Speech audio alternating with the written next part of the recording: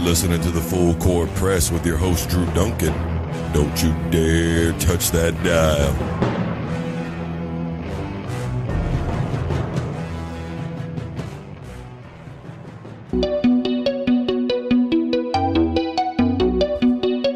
Hello, everybody. Welcome to the Full Court Press. I am your host, Drew Duncan. Don't forget, I am on Facebook, Twitter, and Instagram, all at Drew Duncan 83.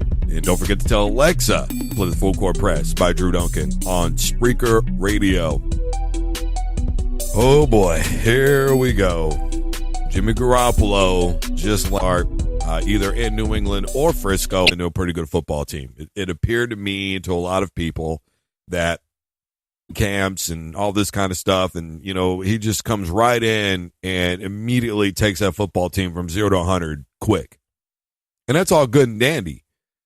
You look at some of the teams that he beat, the Jacksonville Jaguars, the team that made it all the way to the AFC Championship game. Matter of fact, they essentially dominated the AFC. They beat the Titans. They were a playoff football team. But you start looking and you say Jaguars, Titans, Bears, you have to kind of, I think, process everything a little bit better. The Titans, obviously a team that were able to make a great comeback against the Kansas City Chiefs, second round of the playoffs. They get dominated by the New England Patriots. Was it 35-7, if I remember correctly, was the final score of that game. And, Marcus Mariota, though a much more athletic quarterback than one Jimmy Garoppolo, just didn't have enough in him to be able to carry the team. And I don't think, though, the point that I'm making is I don't think, though, that we've had enough to truly assess him and go, this guy is a winning quarterback. He's a great quarterback. And if we're just basing it purely off of a few wins, then by that notation, Tim Tebow should have got a big contract. There's a lot of guys that come into the NFL. They're very flash in the pan. And what have you done for me lately type of society? Now, look, I believe in longevity. I believe in giving guys a few years, not this whole few games thing that kind of goes on right now in sports. I'm a firm believer in all those things. I don't think that we really truly got a piece of what a lot of players are capable of in the NFL, either because they didn't get long enough, they weren't in the right situation, they didn't have the right coaching. You can use Case Keenum and Nick Foles and other guys as immediate examples of what happens when you're under the right tutelage. But I still just don't see where we've got enough from Jimmy yet. I mean, come on, have you really been able to look at Garoppolo and point out anything that just really blows your mind? I mean, he wasn't even the initial starter for the New England, or he was, but then he got hurt, and when he was with the Patriots, and then of course, another backup comes in, and 3-1 was the result before Tom Brady comes back before his 4-game suspension, and they look pretty good and all those things, and obviously the winner of the Minnesota Vikings was fairly impressive. Back then, it was considered to be that way anyway, even though the Vikings didn't even make the playoffs that year. And, I don't know. 137 million, and I get it. Garoppolo's got to look after his best interests, and, obviously who's going to turn down a contract like that. But we've already seen this movie before, and his name is Matt Stafford. He plays for the Detroit Lions, and he got a $130 million contract, and we saw the result. Team didn't even make the playoffs this year. So what's the conversation going to be if all fails with the San Francisco 49ers? Are the 49ers going to be able to get good talent around Jimmy Garoppolo? Are they going to be able to keep a solid defense around him? Are they going to be able to maybe get a running back to help improve their run game? Are they going to be able to maybe go after wide receivers? I mean, when you pay a guy this kind of money, you're really hindering your opportunities more than you're enhancing them. And even though people look at it and go, well, he's the franchise guy and he can lead anybody to victory, well, that's not always the case. And at some point, you got to have somebody around him that can do something. I mean, for crying out loud, even Tom Brady's got Rob Gronkowski, man. Even John Elway finally had Terrell Davis. Even Troy Aikman had Emmitt Smith and Michael Irvin and Alvin Harper and Jay Novacek, and even Steve Young had Jerry Rice, and Donovan McNabb finally had Terrell Owens for a little bit, even though that was a completely horrendous fallout. And, at some point you got to be able to get somebody around him that can do a little something. And I think that what we're seeing is that the head coach position and the quarterback position at any stage in the game of football I think is just a little bit not overmade. And I don't want to say that because, look, a great quarterback can do a lot for an average team. You know, John Elway took a lot of average football teams to Super Bowls that they really had no business in playing in the first place. You know, beating the Cleveland Browns, who were a far superior team to the Denver Broncos on multiple occasions in playoff games, beating the Pittsburgh Steelers, beating the then Houston Oilers.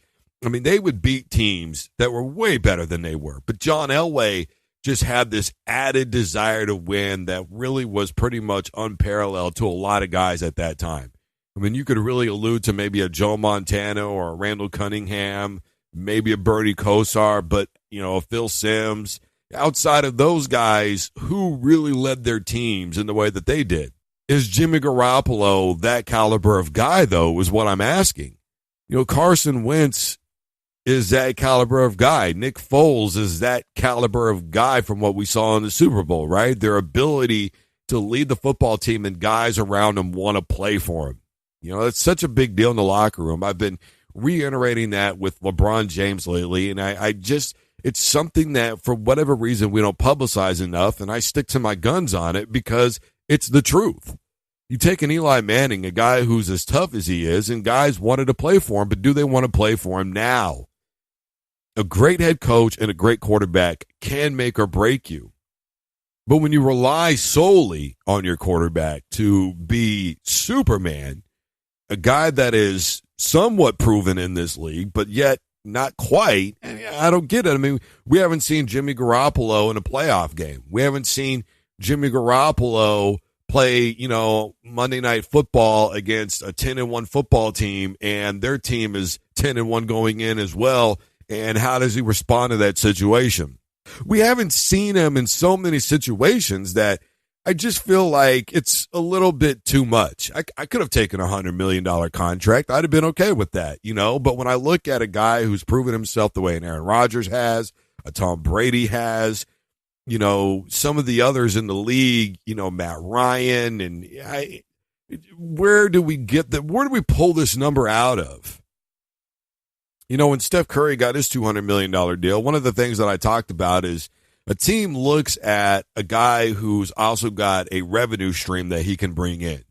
And do they really think that with Garoppolo that they could really bring in that kind of revenue stream? Is he the guy that can repack out stadiums? Is he the guy that can draw in a true audience? Is he the guy that can make people flip on the television and watch San Francisco play a game because they want to see Garoppolo play? Is he really going to be that big in jersey sales? Is he going to bring ratings to ESPN when he does interviews or any other network that he goes on? Is Jimmy Garoppolo the kind of guy that's like a McGregor in that he can do an interview with somebody that's in a hole-of-the-wall radio station and it'll automatically shoot up to 100,000 hits just because it's him?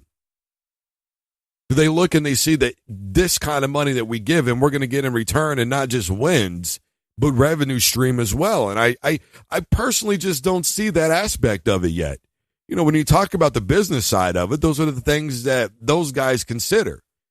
I mean, do they really believe that Garoppolo is going to be the guy that come week one in September, 49ers Stadium, is going to be just lights out, packed full of people, and they're all there because they truly believe that Garoppolo has given them a legitimate future coming up this year? And not just this year, but going forward for years to come. Is he a true franchise guy? And obviously, it didn't come without some turmoil, right? You've got people talking about, well, Tom Brady's, 40 years old, and how much longer can he legitimately sustain in the NFL? And what are the Patriots doing? And we don't understand why they wouldn't keep Garoppolo. But the Patriots generally get rid of guys that end up don't doing much, where they go somewhere. I mean, look at Wes Welker. Look at it. Go down the list of any number of guys, right? Tim Tebow went to the New England Patriots, and he got cut. And what did everybody say? When it was Tim Tebow, it was, well, if Belichick doesn't think he can do anything for you, then you are just up a creek without a paddle, bro. And that's why Tebow's not in the league anymore, right? That was like the final stance. It wasn't even really the preseason in Philly. I don't think anybody really looked at that. I think people thought it was a sideshow act by the Eagles in an attempt to get people to look over here at us, to draw attention to themselves, right? So now when you look at Jimmy Garoppolo, you kind of have to ask yourself all these same questions. Why did the Patriots truly get rid of Garoppolo? Was it because Tom Brady really forced him out the way that some people really believed that he did? Was it because that Tom Brady was afraid of losing his job? Is it because Brady doesn't really want anybody else to come up and be next? He wants to remain the guy. It's all about his ego going forward for years to come. He wants to basically sabotage the team and say, look, after this is all said and done, I don't want anybody to find a next me. There's never going to be another me, and I want this team to tank for the next 10 to 15 years, all because of my ego. I mean, is that legitimately what happened? Or is that just rumors and hearsay of people that don't know how to explain how great Tom Brady really is? Maybe the Patriots were giving Garoppolo a legitimate opportunity to go and prove himself somewhere else, knowing that Tom Brady wasn't going anywhere for a while. Maybe that was the case. Maybe it was, hey, look, man, we think you've got something to really offer people, and we don't want to hold you back here in New England. We want to see you be able to move on and truly reach your potential, and we think that that time is now, and so we're going to let you go. Nobody's thought about that scenario, though, have they? You know, who really knows? Look, here's the bottom line. Garoppolo just got a massive payday, right? And now it's pretty much all on Garoppolo to go into this season as the guy in the locker room, the leader on the field, the coach on the field, because obviously, you know, adjustments and play calling and audibles and all those kinds of things are going to go into it. When you're in a 2-minute drill, a lot of times quarterbacks start calling their own plays. You know, we've heard about it with Manning, with Elway, with Brady, with so many others. Hey, I'm just taking, this is it. This is my game now. I'm taking over. We're going to do that. We're going to take that risk on Jimmy Garoppolo. That's exactly what they just did. Can Garoppolo be the guy that is a Tom Brady, that for years to come, he will be unequivocally their quarterback? And whoever comes in to play for him is just there, man. You're just there in case our guy goes down. You're there for blowout games because we don't want anybody to get injured. You're going to be hanging out with the practice squad. You're going to be working with, 2 and 3 stringer guys. You're not going to see a lot of first string snaps, dude. You're going to get it every now and again. You're going to learn the basic package, and that's it. That's what's going on right now in Frisco. An $137 million gamble is just that. It's a $137 million gamble. Look, it's a gamble on everybody. Whether you pay somebody $1 $500K, or, $100+ million, everything is a risk. But on somebody that to me just hasn't given me everything that I need to see yet in what a true star player is in this league, I just don't think $137 million is an appropriate price tag. But then again, who am I? It is what it is. This is the Full Court Press. I am your host, Drew Duncan. Facebook, Twitter, and Instagram is all at Drew Duncan 83. Additionally, you can tell Alexa to play the Full Court Press by Drew Duncan on Spreaker Radio. Don't you dare touch that dial.